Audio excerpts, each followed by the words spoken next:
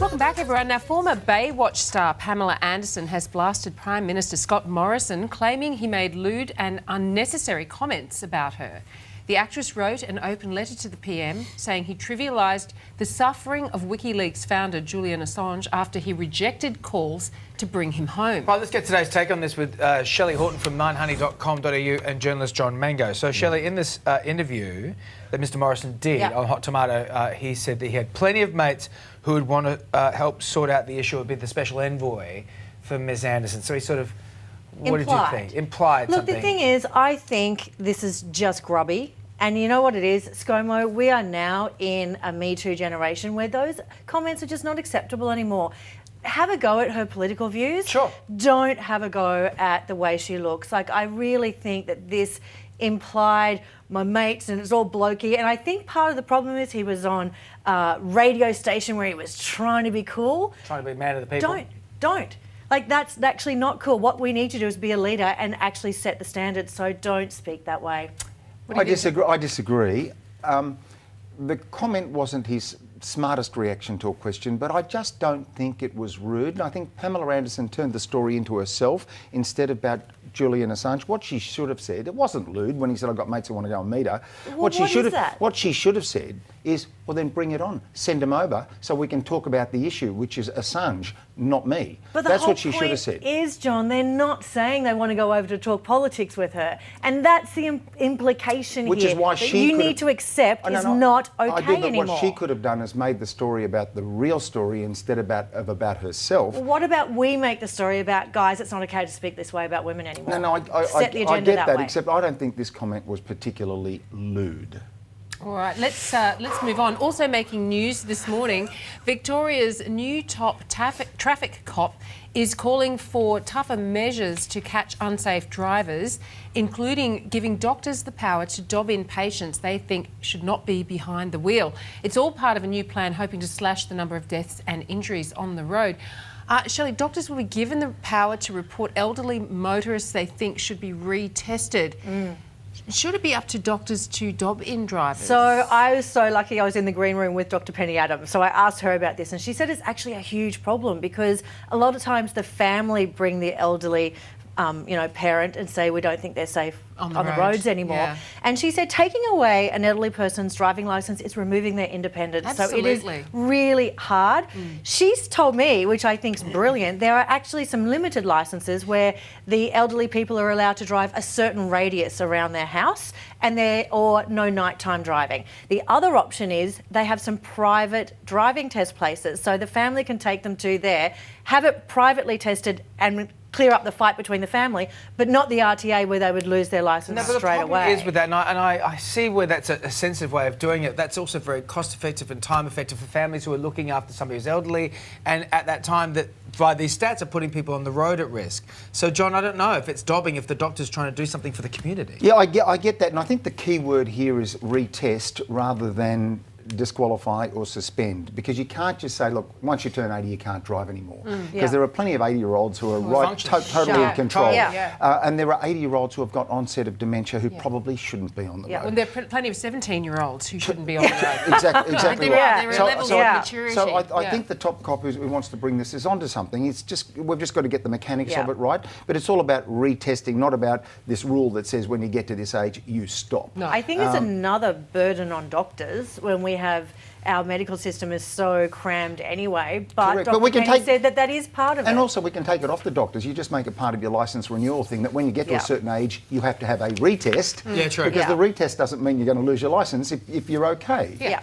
All right, Shelley, John, stay with us. When we come back, is life more stressful for women or men? Oh, don't start. The new report putting the age-old debate to rest. And the new research that could get you to put down the razor for good. We reveal all next. Well, it's official. Life is more stressful for women than men. From breakups to raising kids and retirement, a report from the Physiological Society in the UK has confirmed it's tougher, David, being female. All right. Shelley Horton and John Mangos are here to discuss this.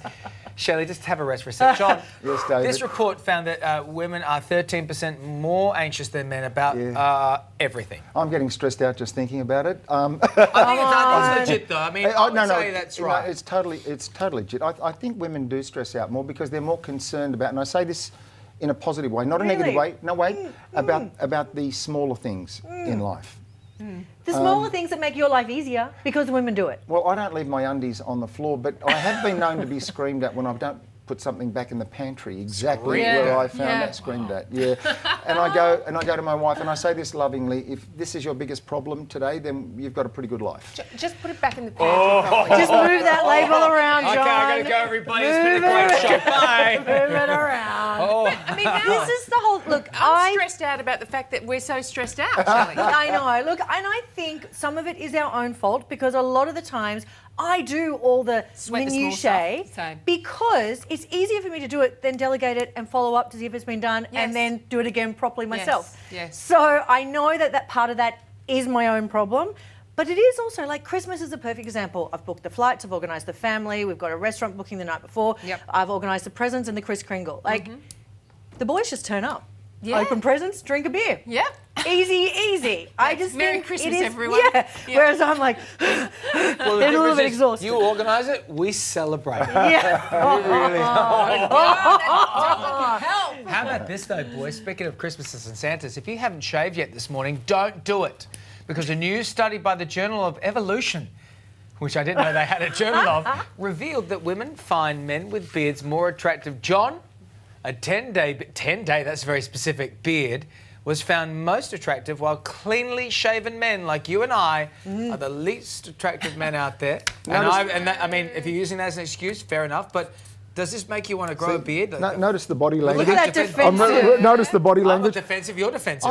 I've just recently grown one and shaved it off because I liked it on you. Did you? Well, Sonia didn't. Sonia didn't. No, I didn't really And like it I either. looked at it and I kept it nice and neat and everything, but I looked at it and I go, it's actually just not me. My wife liked it and I got a lot of compliments because in the old days having a beard sort of said you had something to hide, you're a bit dodgy, you're a bit shady. Now it's much more socially acceptable as a sexy kind of thing for men to do. Or you But were it a doesn't- caveman, and the Journal of Evolution. Oh, maybe. But isn't the point, it's horses for courses, it doesn't work for every male. I don't think it worked on me. What do you reckon, Sonia? Oh, Okay, so it works for Chris Hemsworth, Yeah. it works for Bradley Cooper. But you have to put up with But that's the point. last month with Sonia's Bradley Yes. Cooper crush. That's the point. These guys are so damn good looking that Yeah, they they could can shave do their anything. heads and I'm like, you, shave heads you are and I awesome. do it and we look unemployed. Look, exactly.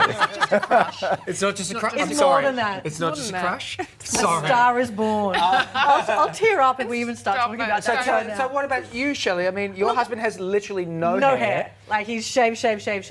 Look, the thing is, I don't really care either way as long as it's tidy. I don't like if you have a beard, you've got to do the shaving there and the shaving there. You don't want food in the top. No, I bit don't. or I in don't the like that. bottom bit. I just think it's thanks to the hipsters that beards are cool again, and some of them look really good. So I'm like, whatever Do you floats like your it? boat. Do you like Whatever kissing a blows man your with a beard beard? I don't mind. I prefer a beard than stubble. So you get pash rash if you have Right. stubble. Ew. How very high school. And So not is high kissing school, a man with a university. beard- Is Oh, kissing that a was a man bit with a awkward. beard good? I don't know. I'm asking for a friend. It's you're gonna have to test it. It's good if you're after exfoliation. You know, the greatest line I ever saw once. No, don't finish it, ladies. We all know. The greatest line I ever saw once was KD Lang in concert, and she was introducing her band, and one of them was bearded. And after she kissed him, as she kissed each of them, she went, ugh, and then turned to the audience and went, now you know why. Go to Facebook and Twitter. Brilliant. Let us know what you think about this. And Thank you, Sean. Good to see you guys. Thank you, John. Coming up on Today Extra, hugging relatives. Should you force your children to show physical affection this holiday season? And Australia's opioid crisis, why prescription drugs are now responsible for more deaths than road accidents. Stay with us.